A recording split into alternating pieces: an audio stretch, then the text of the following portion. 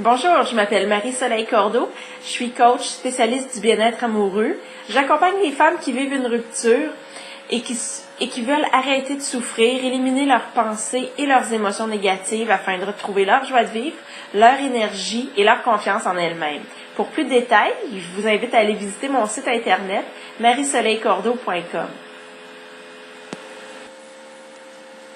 Aujourd'hui, je vous parle de comment on en vient dans une relation à perdre le respect de son conjoint, à être traité avec peu de considération, avec peu d'égard de la part de son conjoint. En fait, comment on en arrive là?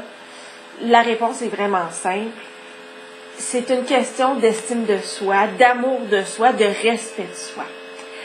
En fait, ce qui se passe, c'est qu'on a des comportements qui montrent à notre conjoint qu'on n'en vaut pas la peine, parce que, d'une part, on s'aime pas assez et on se respecte pas suffisamment. Donc, ce manque d'amour-là, ce manque de respect-là envers nous-mêmes nous amène à avoir des comportements qui lancent le message, finalement, à notre conjoint de nous dire « Regarde, respecte-moi pas parce que j'en vaux pas la peine. » C'est certain que ce que je vous dis là, c'est pas conscient, ça se passe au niveau de l'inconscient. Mais justement, avec la vidéo d'aujourd'hui, peut-être que ça va vous faire prendre conscience de certaines choses, de certains petits ajustements à faire par rapport à ça. Le premier comportement, c'est de tout faire pour l'autre.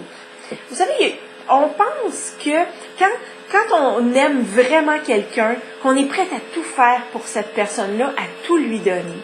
Puis ça, ça nous amène parfois à prioriser l'autre personne, à prioriser les besoins de notre conjoint avant nos propres besoins à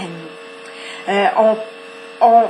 Souvent, on pense que on peut pas être aimé juste pour ce qu'on est, qu'il faut faire des actions, qu'il faut faire des choses pour être aimé. Et ce comportement-là, poussé à l'extrême, ça fait en sorte que, par exemple, j'entends des choses comme à la fin d'une relation, une femme qui me dit, j'ai tout donné, j'ai tout fait pour cet homme-là, puis là, maintenant, il me laisse. Alors, ce que ça envoie inconsciemment comme message, c'est que vous vous considérez pas suffisamment importante, que vous en valez pas la peine, que vos besoins en valent pas vraiment la peine. Donc, c'est l'image que vous allez projeter à la longue aux yeux de votre conjoint. Le deuxième comportement maintenant, c'est de ne pas affirmer et respecter suffisamment ses valeurs personnelles. Je vous donne l'exemple d'une de mes clientes du forfait à être bien avec soi-même, qui me racontait qu'à l'époque, il était arrivé une situation avec son fils. Son fils à elle, qui n'était pas le fils de son conjoint, et son conjoint avait dit « Regarde, je m'en occupe, je vais la régler, moi, la situation. » Puis, ma cliente a bien vu que son conjoint ne réglait pas la situation comme elle aurait souhaité la régler. Elle n'était pas d'accord avec sa façon de régler la situation, mais elle n'a rien dit.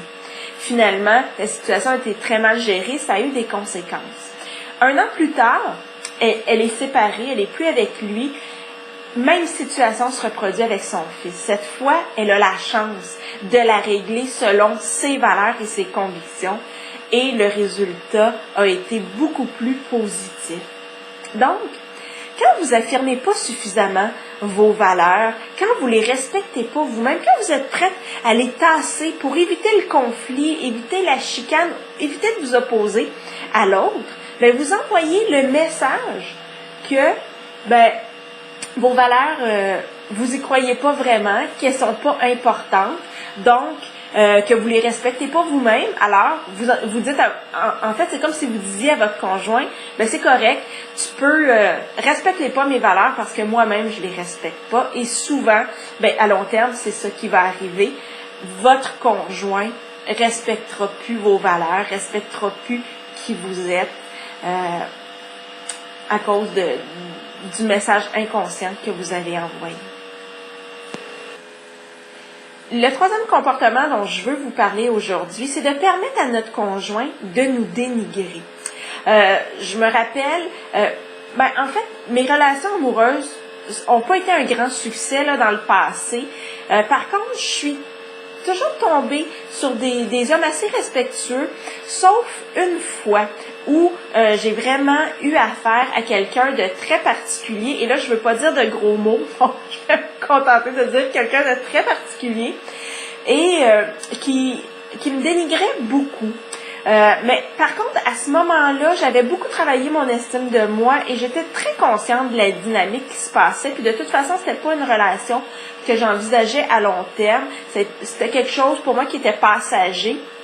Par contre, je m'en souviens encore aujourd'hui des choses qu'il m'a dit, comme par exemple, ça m'était arrivé, vous savez, c'est d'ouvrir un sachet de céréales avec les mains, le sac explose, il y a des céréales partout, et de me faire dire, mais voyons, ça prend pas un diplôme de secondaire 5 pour ouvrir un sac de céréales. Ben, voyez-vous, ça c'est un petit exemple anodin, mais des réflexions, des commentaires comme ça, à longueur de journée, à chaque jour, ben finalement, ça a un gros impact sur l'estime de soi. Puis le comportement là-dedans, ben c'est de se laisser dénigrer, de ne rien dire. Puis souvent, pourquoi on dit rien? Ben, il y a peut-être une peur du conflit, mais c'est qu'aussi à l'intérieur de nous, on se juge beaucoup. Puis il y a une petite voix qui nous dit, il a raison, c'est vrai que c'était pas fort, hein? Donc, ça fait en sorte que, dans le fond, on est presque d'accord avec le commentaire de notre conjoint. Mais faites l'addition. Commentaire négatif du conjoint, plus votre petite voix qui vous donne un commentaire négatif, ben au fil du temps, ça mine votre estime de vous-même. Vous vous aimez encore moins. Vous vous trouvez pas assez bonne, assez intelligente, etc., etc. Et finalement, ben, l'image que vous dégagez, encore une fois, aux yeux de votre conjoint, c'est que vous en valez pas la peine. Maintenant, ce qu'il faut faire, si vous vous êtes reconnu dans les comportements dont je vous ai parlé aujourd'hui, il faut d'abord prendre le temps de bien définir vos valeurs, vos besoins, pour être en mesure ensuite de les faire respecter. Puis pour arriver à les faire respecter, ce que ça prend, c'est une estime de soi forte et solide. Donc, il faut travailler à la bâtir ou à la renforcer selon le cas. Pour justement afficher l'image, puis au-delà d'afficher, ressentir que vous êtes une personne aimable, qui est digne d'amour, qui est digne d'être respectée. En fait, de montrer à l'autre que vous vous aimez et que vous vous respectez et que c'est ce à quoi vous vous attendez de votre partenaire. Maintenant, en terminant, si vous vivez une situation difficile en couple ou que vous traversez présentement une rupture amoureuse, je vous invite à visiter mon site internet mariesoleilcordeau.com pour prendre connaissance de mes programmes d'accompagnement, puis ensuite de vous inscrire pour la rencontre gratuite de 30 minutes. Cette rencontre-là vous engage à rien et ce qu'on fait, c'est qu'on regarde en détail votre problématique, puis ensuite, je vous suggère des pistes de solutions. Alors, si ça vous intéresse, allez visiter mon site internet. Puis, sur ce, je vous souhaite une bonne semaine et je vous dis à la prochaine. Bye bye!